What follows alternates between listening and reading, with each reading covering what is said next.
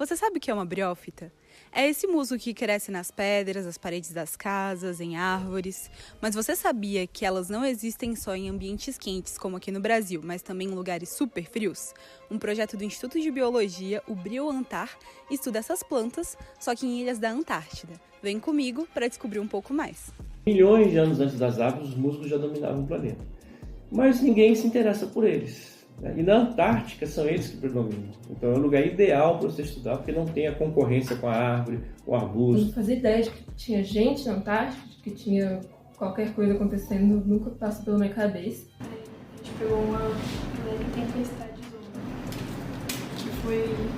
Fiquei com um pouquinho de medo, mas deu tudo certo.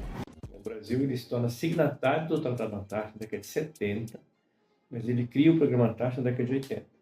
Então, desde a década de 80 até hoje, mais de 40 anos, o Brasil tem tido presença na Antártica todo ano. Cada 4 anos, o Ministério da Ciência e Tecnologia, o MCTI, através do CNPq, lança editais para fazer pesquisa na Antártica.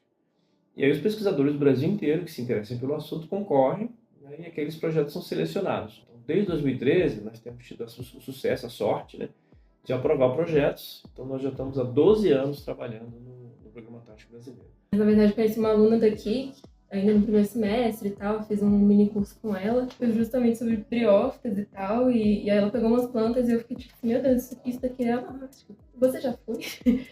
Entrei no laboratório, uns 3 anos depois, tive a oportunidade de ir.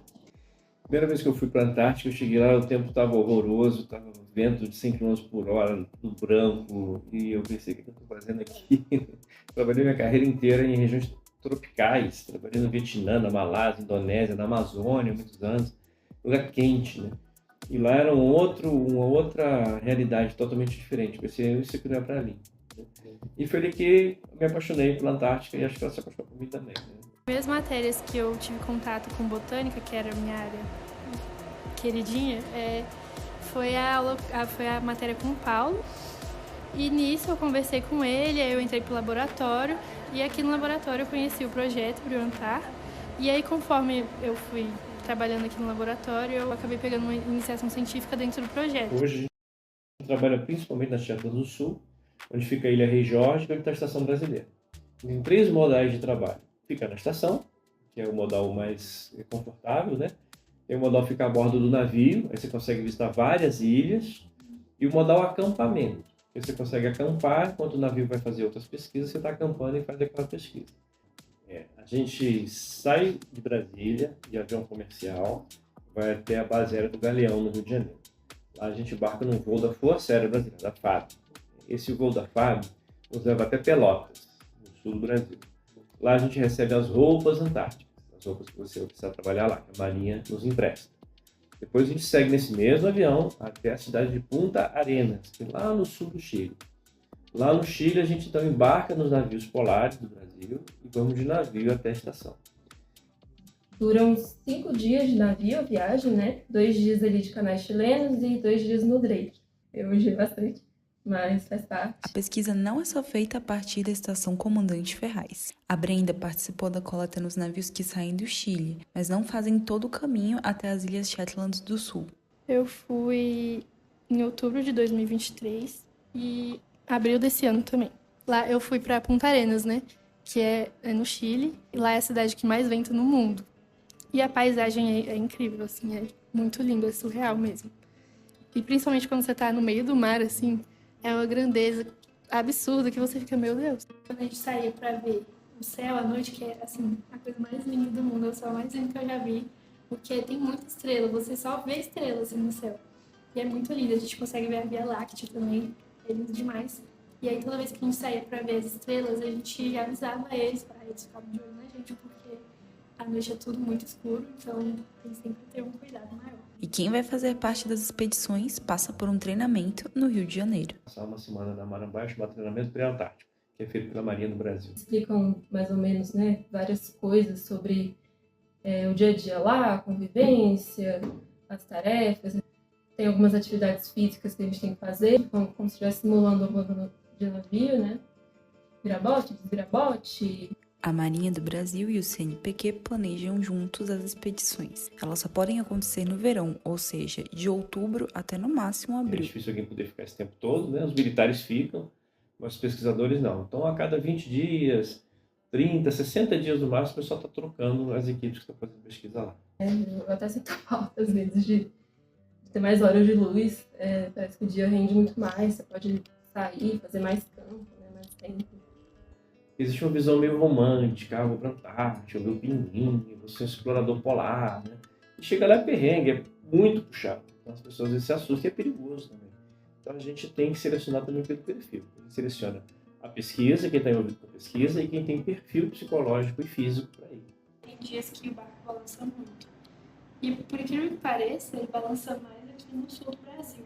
Uma região que chama Cabo de Santa Maria, que balança muito. Tipo, ontem a gente pegou mar 7, se não me engano, que é onda de 6 a 9 metros. E você vai ficar longe da família, muitas vezes sem internet, isolamento, frio, né? Longe das suas coisas. Então tem que ter um perfil que leva essas coisas numa boa, né? A sensação de isolamento, solidão, assim, é bem legal. Por que ir até a Antártida para estudar essas plantinhas?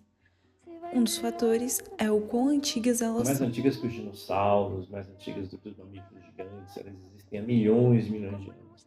Provavelmente continuarão existindo depois que nós desaparecermos também. Por serem assim tão antigas, elas desenvolveram vários mecanismos de sobrevivência. Então, elas não são muito comidas, porque elas têm um gosto ruim. Elas não pegam doenças, de fungos, de vírus, porque ao longo do tempo elas tiveram tempo na evolução para desenvolver mecanismos de defesa. Então, por isso são organismos tão fascinantes. É um microcosmos, assim, né? Então, tem essa história da Antártica que está ficando mais verde, não está. Qual é a taxa de enverdecimento da Antártica? A gente tem interesse nisso. Porque a Antártica ser branca reflete o Sol. Se a Antártica deixa de ser branca, ela vai deixar de refletir o Sol e ela vai começar a aquecer. Quanto mais a Antártica aquece, mais ela perde gelo. E aí a Terra aquece junto. Amostras, a gente armazena elas no freezer e a gente seleciona qual é a amostra de cada um, porque cada um tem uma pesquisa diferente, né? Então, assim, por exemplo, eu peguei as minhas amostras e aí eu já decidi quais amostras eu ia fazer a análise, né? E tudo mais.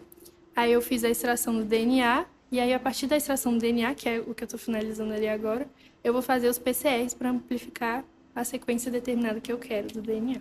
Depois que a gente amplifica o DNA, a gente pega o resultado e manda sequenciar. Aí, quando a gente manda sequenciar, volta um monte de letrinha, que é basicamente o DNA. E aí a gente compara. Se for igual, é porque é a mesma espécie. Existe muito mais diversidade na Antártida do que a gente imaginava. A gente pensa na Antártica, pensa no pinguim, na baleia. Só que o pinguim e a baleia chegam no inverno e vão embora. Não ficam lá. Quem que fica lá? Existe todo um ecossistema associado de animais, de seres que vivem associados com essas briófitas, que são colêmbolas, tardígrados, organismos que as pessoas não ouvem muito falar, que sobrevivem a condições extremas, menos 20 graus, menos 60 graus, 6 meses de escuridão, né? Coisas que os animais que a gente conhece não conseguem. E tem muito mais desses caras do que a gente imaginava. Então a gente quer estudar essa vegetação e esses organismos associados para entender isso. Como é que esses caras conseguem sobreviver em condições tão extremas? Como é que é o metabolismo deles? O que é que eles produzem? Tem anticongelante? Esse anticongelante eu posso usar na indústria aeronáutica? Então entender essa vegetação tem um aspecto ecológico, mas também tem um aspecto aplicado. Também tem uma questão política. 14 milhões de quilômetros quadrados. E é o único lugar do planeta que não tem dono. Ele é regido por um tratado. E esse tratado, só 29 países têm direito a voz, voto e veto. E na Antártica é onde estão as maiores reservas de tudo que você possa imaginar. Uma reserva de água doce do mundo, 70% da água doce do mundo está lá. Ouro, prata, diamante, terras raras, o que você quiser está na Antártica. E por que o Brasil é um desses 29 países que mandam na Antártica? Porque faz pesquisa.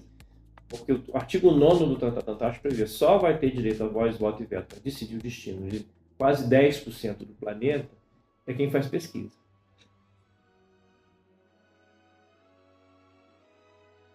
Sair à noite, assim, não ver nada de luz, nada, nenhum outro sinal de nenhum outro ser humano, no silêncio, é um ambiente muito... Você vê aquelas geleiras enormes, aquele branco infinito, aquele oceano maravilhoso, e a gente que se acha muita coisa aqui no continente, um homem. Chega lá, você percebe que isso não é nada. Se o vento virar, você não faz seu trabalho. Se o mar estiver ruim, você não consegue fazer seu acampamento, sua pesquisa. Então, quem manda é a natureza. Você encontra mais informações sobre o Bruantar no site do projeto. E deu para ver que seres pequenos rendem grandes pesquisas, né? Dá uma olhada na descrição que a gente tem uma matéria sobre o projeto Aedes. Ou se você quer saber para onde mais a UNB pode te levar, temos também o link da reportagem sobre intercâmbio em diferentes lugares do mundo.